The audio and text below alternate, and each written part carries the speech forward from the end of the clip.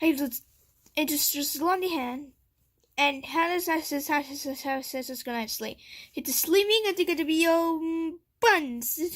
I was here. Right. Thanks. Always be alright. It is as kind of secondary as Webson, and then there's join me and the con. And it depends as secondary as Webson Shrek. Imitants.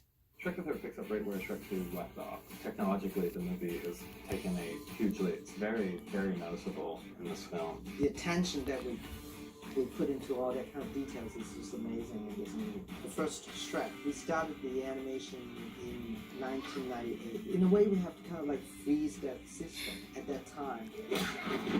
And then we did the same thing for Shrek 2 when we started animation in 2001, which we make it better than the first Shrek.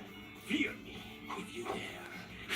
And then for Shrek the Third, oh yeah, we have so much new things that we can put into the characters to build the system even easier and better for the animators. Making an animated film requires a tremendous amount of technology, from the early story creation process through production, all the way through to post-production. And our job as technologists is try to find and make the greatest and latest technology and bring that to the hands of the artists to enable the filmmakers to ultimately create their vision of it. Key strengths in both HP and AMD, and together they have actually been able to deliver us some products that really have put us beyond the cutting edge of where CG work is today. Characters are still the same, but the inside technology has gotten a lot faster to work with, and so the way we work with the characters have been a lot more efficient. We've added more controls to the character as each film kind of went on, and on Shrek the Third, we really have characters that can have a lot of life to them. That's true. Our facial setups are now a lot faster, so we can actually go in and do a lot of iterations to kind of see the detail and kind of work with the character a lot more. We're not sitting around waiting for stuff to happen, so we're able to make more and more creative decisions in the time that we're given on the shots, which lends to more subtle details and ultimately better animation.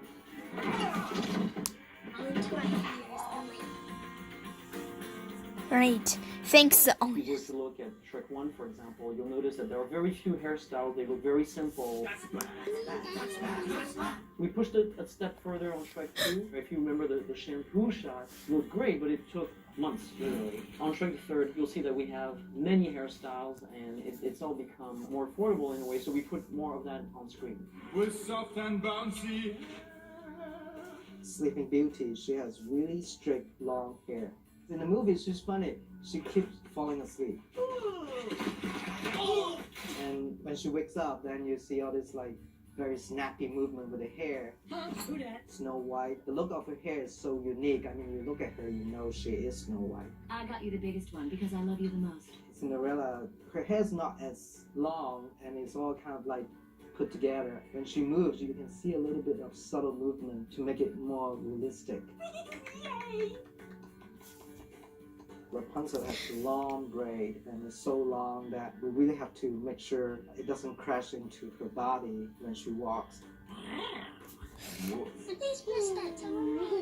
With long hair in particular, it's very complex because you have thousands and thousands of strands. And what we've been able to do now on Shrek the Third is use our incredibly robust compute infrastructure to be able to simulate the movement of hair so that we can use it throughout the film and not on just a couple of film shots.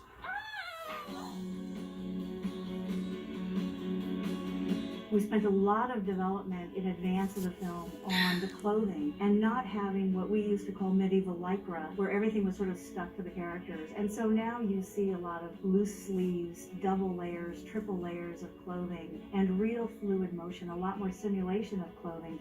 That's actually a very nice leotard. Huh. Thank you. Just the amount of clothing that's done from Shrek to Shrek 2 to Shrek the Third has increased by 10 times. It's just amazing the details of the fabric that they're wearing. Shrek, Yeah? you look handsome. Ah, come in, you.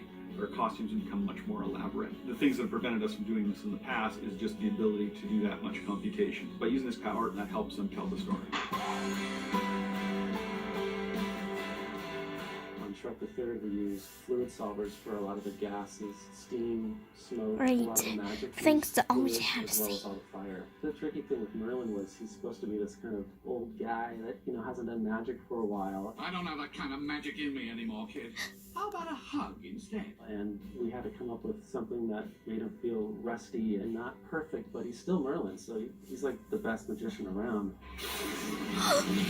We have several liquid moments, let's call them. One of them is at some point Shrek has a nightmare and he sees a baby throwing up at him, which is But one the of word most fun that I gags in the would movie, say. but also took a lot of effects work, kind of stuff that FX people love to do.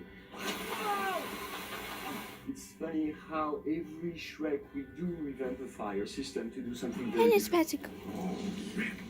But We shot a lot of fire reference. We had one shot where the bra catches on fire. So one of the guys went out and we actually bought a few bras and we set them on fire outside the building.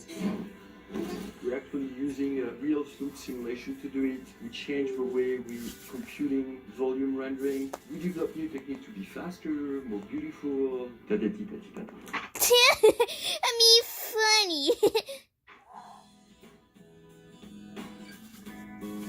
Lighting comprises about the last half of the production process, so it's a big chunk of time. The Shrek films achieve a really natural lighting, more so than pretty much any other animated film.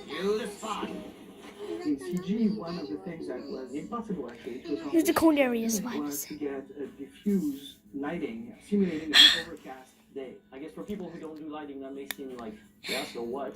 But it's actually very difficult to do because you don't have the sharp shadows that give you the definition of the form. Things tend to look flat. The technical experts told me that what I wanted to do on this one was actually possible on this one, but impossible in the previous movie. Now we're into dual-core Opteron processors, 64-bit. With better brain in the computer, the lighters can actually see more of it as they're working with it, which obviously makes things a lot easier for them. We've been able not only to invest in our main characters, which of course look gorgeous, but also in all the secondary characters, and that was not true in previous movies. So if you were to look at the crowds in Shrek, they frankly don't look that great. In Shrek 3, it's really no longer the case. We actually have a casting process like in the real movie where the Real. computer generates thousands of characters and the director will come and says, we will pick the kind of people that kind of look right for the situation and the kind of outfits. I think if you look at the number and complexity of the secondary characters, those things have all gone up because of what's been enabled by HP and AMD technology. What are those?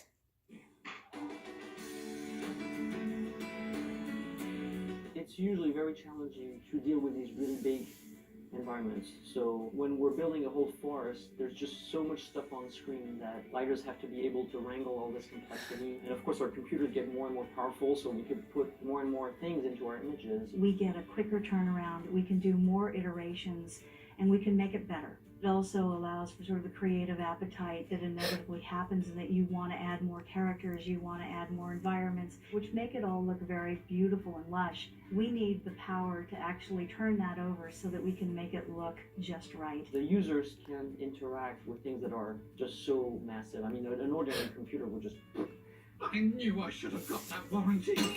Again, it just all comes down to more and more computation, trying to simulate more and more of the physical world. The amount of computing power we now have available with multi-core CPUs and getting those onto the render farm, that's a big advantage for us. The render farm for us has grown in terms of compute power tremendously over the years.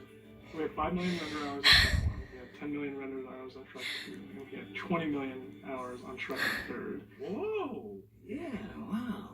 I am, I'm proud of the whole movie. Visually, the whole film will wow people. It's another step forward in storytelling. The way we believe in the world comes through in the images because they're done with such care and such attention to detail. We continually push the state-of-the-art and leading edge of technology, and as we solve those problems, those solutions become broadly available.